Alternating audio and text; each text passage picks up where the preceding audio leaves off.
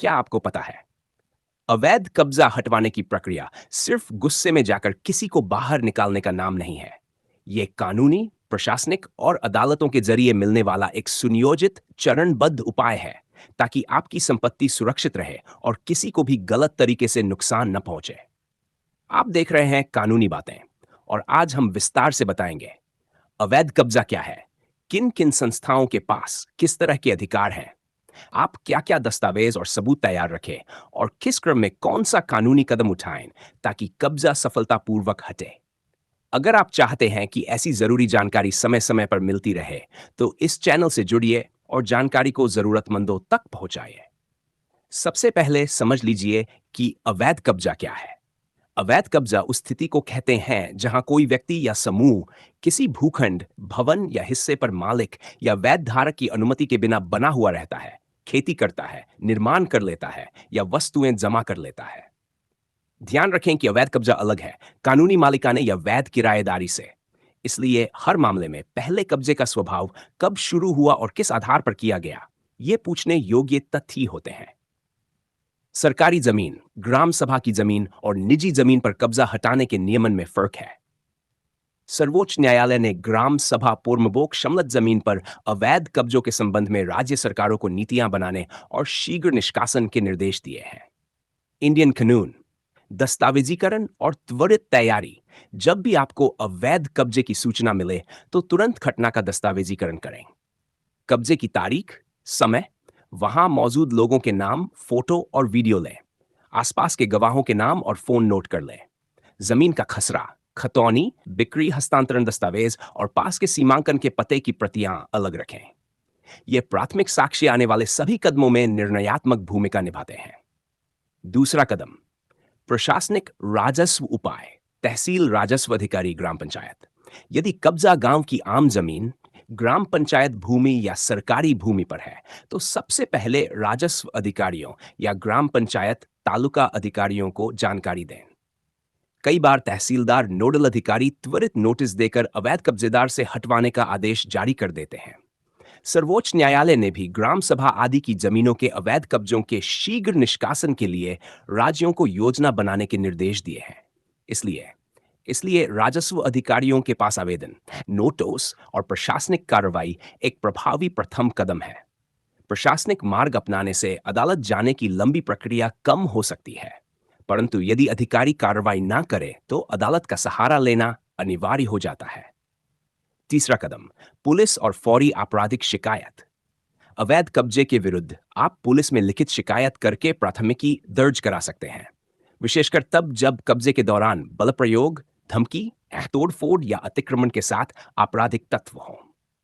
भारतीय दंड संहिता के तहत क्रिमिनल ट्रेसपास की परिभाषा और दंड के प्रावधान मौजूद है, परंतु ये याद रखें कि क्रिमिनल ट्रेसपास के लिए अदालत ये देखती है कि क्या कब्जेदार के कृत्य में इरादा, जैसे किसी को डराना, अपमानित करना या अपराध करने की नियत। केवल लंबे समय तक बैठे रहना हमेशा स्वतः क्रिमिनल ट्रेसपास साबित नहीं करता। इसलिए पुलिस शिकायत के साथ साथ साक्ष्य और तमाम दस्तावेज संलग्न करना जरूरी होता है।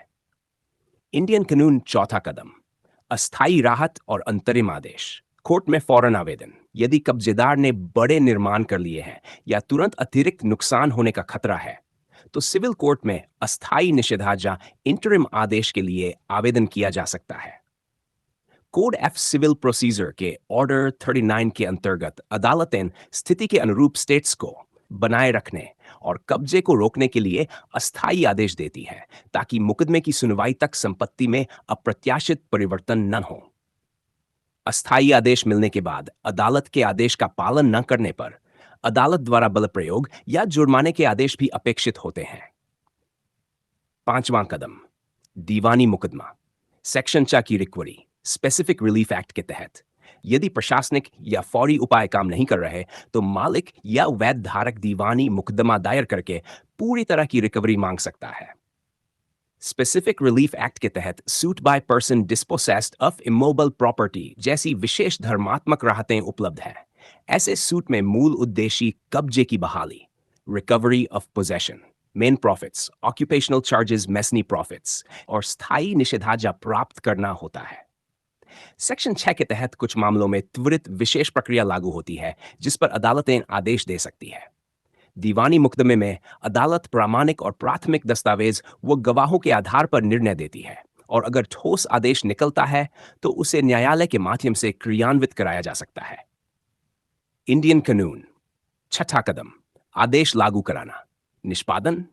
मेन प्रॉफिट्स और निकासी अदालत से कब्जे की बहाली का निर्णय मिलने पर वह निर्णय एक डिक्री बन जाती है और उसके बाद उसकी कार्यवाही के लिए कोड ऑफ सिविल प्रोसीजर के ऑर्डर 21, ऑर्डर एक्साइन आदि के अंतर्गत क्रियान्वयन की प्रक्रिया शुरू होती है। इसमें अदालत का कार्यपालक, शेरिफ या स्थानीय प्रशासनिक अधिकारी आदेश के अनुसार कब्जेदार को निकालते हैं। अदालत आवश्यकता पड़े तो पुलिस सहायता का निर्देश भी दे सकती है। अदालत कई बार मेन प्रॉफिट्स या कब्जे के काल का किराया व हर्जाना भी तय कर देती है जिसे निष्पादन के जरिए वसूल किया जा सकता है। सीडीएन बीबीएसआर। सातवां कदम, सरकारी विशेष कानून और नियमितीकरण के मुद्दे। सरकारी जमीन पर कब्जों के मामलों में राज्य के नियम, पॉलिसी और कभी-कभी विशेष अधिनियम, जैसे कुछ राज्यों का ग्राम पंचायत प्रोटेक्शन नियम, पब्लिक प्रीमाइसेस एक्ट या राज्य स्तर की एंटी लैंड ग्रैबिंग धाराएं लागू होते हैं। कुछ मामलों में सरकारें सीमित शर्तों पर नियमितीकरण भी करती हैं, पर सर्वोच्च न्यायालय ने स्पष्ट किया है कि नियमितीकरण का कोई स्वाभाविक अधिकार बंद नहीं है और यह केवल नीति व नियमों के अनुसार ही हो सकता है। इसलिए सरकारी जमीन पर कब्जा हटवाने के लिए राजस्व प्रशासनिक रास्ता साथ साथ कानूनी मार्ग जरूरी होते हैं। इंडियन कानून। आठवां कदम, अवहेलना, प्रतिरोध या अदालती आदेश न मानने पर अगले उपाय। अगर कब्जेदार अदालत के आदेश का पालन न करे तो अदालत में कॉन्टेम्प्ट की कार्यवाही, पुलिस से आदेश लागू कराने के निर्देश और फिर जुर्माना, हिरासत के आदेश भी दिए जा सकते हैं। बड़े मामलों में अदालत निष्पादन के लिए सख्त उपाय जैसे स्ट्रिक्ट निगरानी, सरकारी एजेंसियों को कार्रवाई के निर्देश आदि दे सकती है। नौवां कदम, प्रतिकूल कानूनी जटिलताएं।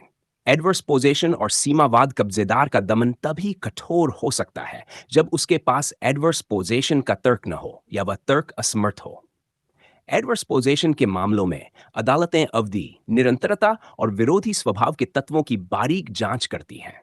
हालिया निर्णयों ने भी यह बताया है कि एडवर्स पोजीशन के दावे पर समय सीमा और कब वह काल आरंभ होती है, ये मुद्दे मुकदमे को लंबा कर सकते हैं।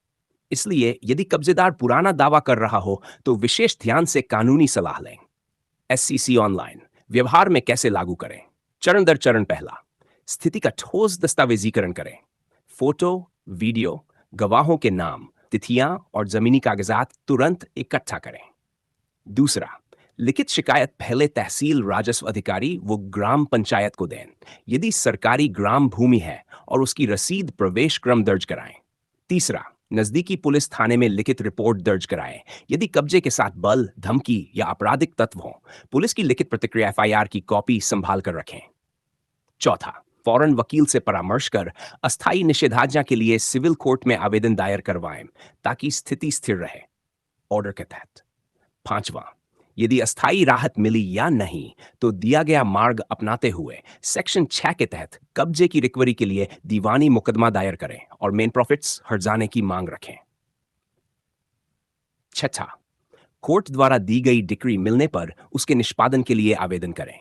स्थानीय शेरिफ, अदालत या प्रशासनिक अधिकारियों से मदद लेकर निष्कासन करवाएं। सातवां, यदि मामला सरकारी जमीन से संबंधित हो तो साथ साथ राजस्व विधिक नीतियों के अनुरूप नियमितीकरण के दावे और विरोध पर विशेष ध्यान दें। राज्य नीति का पालन हो रहा है या नहीं, यह चेक कराएं। आठवां, किसी भी मोड पर यदि कार्रवाई रुकी हो तो हाई कोर्ट, सुप्रीम कोर्ट में रिट पब्लिक इंटरेस्ट लिटिगेशन या अन्य उपयुक्त याचिका पर विचार कराएं, विशेषकर जब प्रशासन निष्क्रिय हो। महत्वपूर्ण सावधानियां। पहला, स्वयं फोर्स का प्रयोग न करें।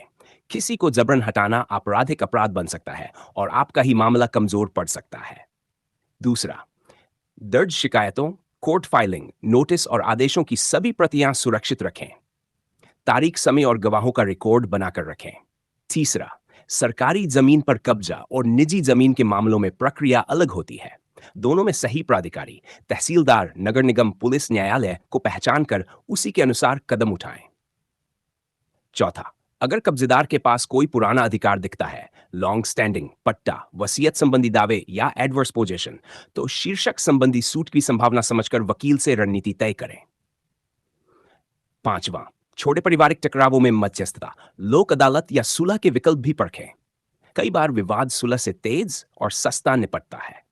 निष्कर्ष, अवैध कब्जा हटाने का रास्ता प्रशासनिक, आपराधिक और दीवानी तीनों उपायों का संयोजन है। त्वरित कार्रवाई के लिए पहले दस्तावेजीकरण और प्रशासनिक शिकायत जरूरी है। उसके बाद पुलिस, अस्थायी न्यायिक राहत और फिर दीवानी मुकदमा के जरिए स्थायी अधिकार व निष्कासन सुनिश्चित किया जाता है। सरकारी जमीन के मामलों में सुप्रीम कोर्ट के निर्देशों और राज्य नीतियों का पालन होना अनिवार्य है, और एडवर्स पोजेशन जैसे तथ्यों पर विशेष सावधानी बरतनी चाहिए। उचित दस्तावेज, समय पर कार्रवाई और अनुभवी वकील की मदद से अवैध कब्जा प्रभावी रूप से हटवाया जा सकता है।